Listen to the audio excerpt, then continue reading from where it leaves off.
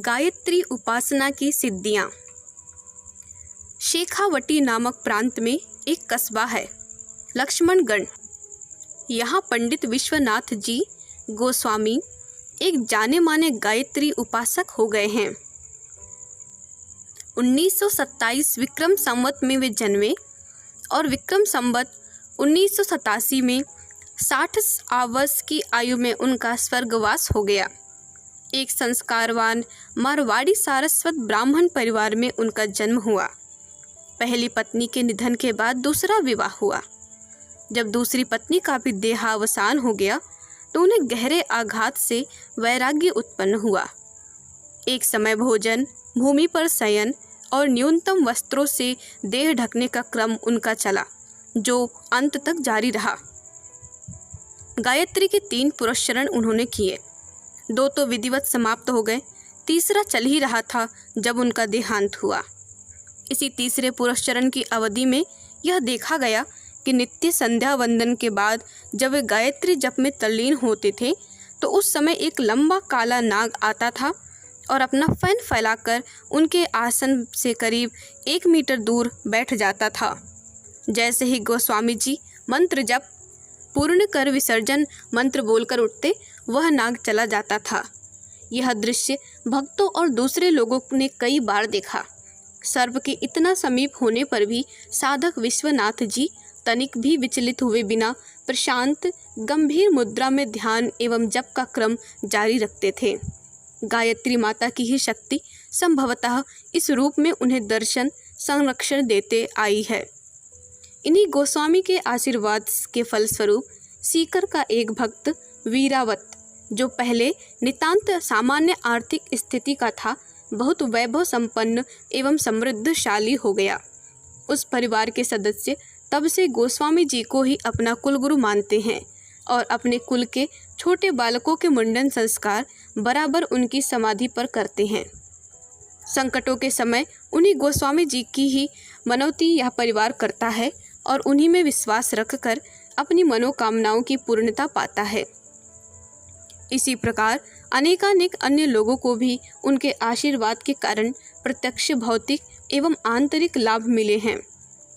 अब उनकी जपस्थली गोसाई जी का बाग नाम से मशहूर है और उनके स्वर्गारोहण की तिथि पर लक्ष्मणगढ़ के कितने ही लोग उनके दर्शन के लिए जाते हैं।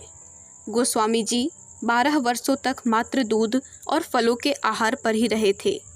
इस त्यागी एवं तपोनिष्ठ आत्मा को गायत्री की साधना स्वरूप वचन सिद्धि की प्राप्ति हुई थी। इसी कारण सामान्य स्थिति वाला वीरावत परिवार करीब 20 लाख की संपत्ति का स्वामी बना। अनेक अन्य संकटग्रस्त सज्जनों ने उनसे लाभ पाया था। उनके दत्तक पुत्र पंडित ज्वाला दत्त जी अभी उसी गुसाई जी के बाग में रहते हैं। वे ना तो अधिक पढ़े लिखे हैं, ना ही विशेष पूजा पाठ करते हैं, फिर भी अपने पिताजी के आशीर्वाद से वे स्वस्थ, सानंद, शांतिपूर्वक जीवन जी रहे हैं। गोस्वामी जी की गायत्री उपासना से उनका स्वयं का कल्याण तो हुआ ही, दूसरे कई व्यक्तियों ने भी लाभ प्राप्त किए। यह स्वाभाविक ही है। सर्वशक्तिमान गायत्री माता की शरण में जाने वाला कोई भी साधक गोस्वामी जी की जैसे प्रेरणा प्राप्त कर श्रद्धापूर्वक साधना करके भौतिक एवं आध्यात्मिक संपदाएं निश्चित ही प्राप्त कर सकता है। गायत्री की तंत्र साधना।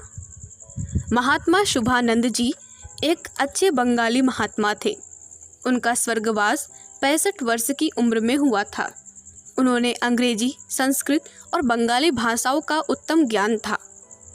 वेदों की भलीभांति अध्ययन उन्होंने किए थे। वे जब वर्धमान में आते तो उनके दर्शन के लिए लोगों की बड़ी भीड़ एकत्र होती। शिक्षित वर्ग भी उनका बहुत सम्मान करता था। उनकी चेष्टाओं से कभी कभी विक्षिप्तता का सा आभास होता। बैठे बैठे कभी सहसा चौंक उठते, कभी ऐसे देखने लगते मानो कोई उनकी कुछ चीज उठाकर भागा है और वे उसे खोज रहे हों। कभी विकल हो उठते, जैसे कोई संकट उन पर टूटने वाला हो। उनकी मुखाकृति से व्यग्रता, व्याकुलता स्पष्ट टपकती। सामान्य स्थिति में उनसे ज्ञान वैराग्य के अध्ययन पूर्ण एवं अनुभव पूर्ण प्रवचन को लोग सुनते और आनंदित होते, पर जब उन्हें पागलपन का दौरा आता तो देखने वालों को आश्चर्य भी होता और दुख भी। कुछ लोगों ने उनसे शांत स्थिति में पूछा कि स्वामी जी, आपके इस कष्ट का कारण क्या है। तब उन्होंने बतलाया कि मैं विद्या अध्ययन के उपरांत आर्य समाज का उपदेशक बन गया। बहुत स्थानों पर घूमता रहा। एक जगह एक महात्मा से भेंट हुई। उनमें बहुत सी आध्यात्मिक विशेषताएं देखकर मैं उनके साथ रहने लगा। उनका मुझ पर बहुत प्रभाव पड़ा। मैंने उन्हें गुरु मान लिया, उनसे शिक्षण प्राप्त किया और उपदेशक का कार्य छोड़कर फिर उन्हीं के बताए विधि विधान के अनुसार एक निर्जन स्थान में रहकर गायत्री पुरस्चरण करने लगा। गुरु जी ने योग और तंत्र के निश्चित विधान से गायत्री पुरस्चरण करने को कहा। यह 3 वर्ष में पूरा होना था। 2.5 वर्ष तो सहज ही बीत गए। अंतिम 6 माहों में नित्य विलक्षण दृश्य दिखाई देने लगे। लोभप्रद और भयदायक अनेक प्रसंग सामने आने लगे। मुझे बता दिया था कि साधना के अंत में परीक्षा होती है और विभिन्न प्रकार के लोभ, आकर्षण, भय एवं उपद्रव सामने आते रहते हैं। अतः मैं ऐसे प्रसंगों को धैर्यपूर्वक टालता रहा ताकि अपनी तपस्या ठीक से पूर्ण कर सकूं। परंतु एक दिन एक नई ही घटना घटी। रात्रि के लगभग 11 बजे थे। मैं कुटी के भीतर बैठा साधना कर रहा था। तभी द्वार पर एक स्त्री बार बार दिखने लगी जो टहल रही थी। मैं झोपड़ी से बाहर निकला। चांदनी रात थी। उसके प्रकाश में मैंने देखा सामने 18-20 वर्ष की अति सुंदर युवती। मैंने पूछा, तुम कौन हो और किस लिए आई हो? तब उसने बताया कि वह पड़ोस के गांव में रहती है। अपने भाई के पास जा रही थी, तभी रास्ता भूल गई। जंगल में डर लगता है। झोपड़ी देखकर यहाँ आ गई हूँ। रात भर के लिए आश्रय चाहती हूँ। मेरी कुटी बीच जंगल में थी। जंगली जानवरों का भी डर था और चोरों का भी। अतः मैंने उसे आश्रय देना उचित समझा। वह युवती भीतर आकर लेट गई। कुटी छोटी ही थी। मेरे आसन के पास ही वह थी। मैं जप कर रहा था, पर दृष्टि बार बार उसके सुंदर शरीर पर चली जाती थी। वह मेरी ओर तिरछी नज़र से देखती, मंद मंद मुस्कुरा रही थी। मेरे भीतर वासना भड़क उठी और उस आवेश को मैं रोक न पाया। किंतु इसके उपरांत वह स्त्री उठी और उसने मेरी पीठ पर जोर से एक लात लगा दी। इससे मैं चक्कर खाकर गिर पड़ा। वह तूफान की तरह झोपड़ी को तोड़ती फोड़ती जाने कहाँ चली गई। सारी रात मैं बेहोश पड़ा रहा। सुबह होश आने पर देखा मैं ज्वरग्रस्त हूँ और पीठ का भाग बुरी तरह छिल गया था। मेरे 2 दांत टूट गए थे और मुंह से खून बह रहा था। गुरुजी को यह समाचार मिल गया। वे आए और मुझे उठाकर ले गए। उपचार किया। 1 माह में मैं ठीक हो गया। प्राण तो बच गए, परंतु मस्तिष्क पर बहुत गहरा प्रभाव पड़ा। वह असंतुलित सा बना रहा और उसी कारण मैं रह रहकर चौंक पड़ता हूँ। मुझे खतरा बना रहता है। तभी से मैं सबको यही बताता हूँ कि सामान्य जन के लिए गायत्री की वेदोक्त दक्षिण मार्गी साधना ही उपयोगी है। तंत्र विधि से उपासना में लाभ और चमत्कार तो बहुत मिलते हैं, पर यह पथ कंटकाकीर्ण है। उसकी भयंकरता से तो साहसी ही अविचलित रह सकते हैं। साधना क्रम के समय के भयंकर दृश्यों से बचना अपेक्षाकृत कुछ अधिक आसान है, परंतु प्रलोभनों, आकर्षणों से बच पाना अत्यंत कठिन है।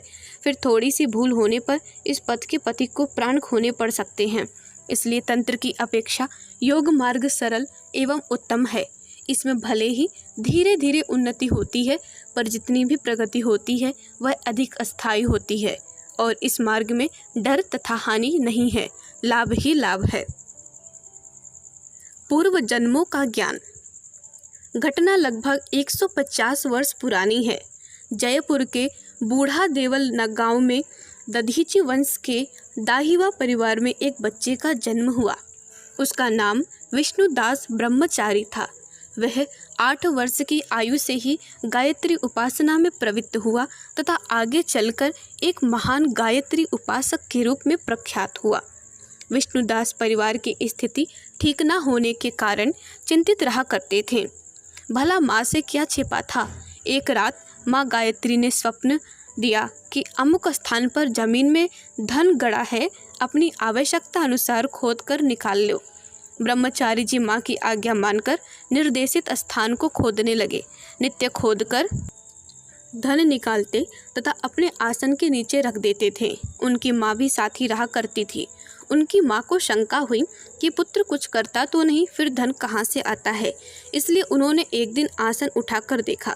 ब्रह्मचारी जी को मालूम हुआ कि माँ गायत्री की कृपा से धन प्राप्त होने की बात माँ को मालूम हो गई है और उन्होंने दूसरों को भी बता दिया है।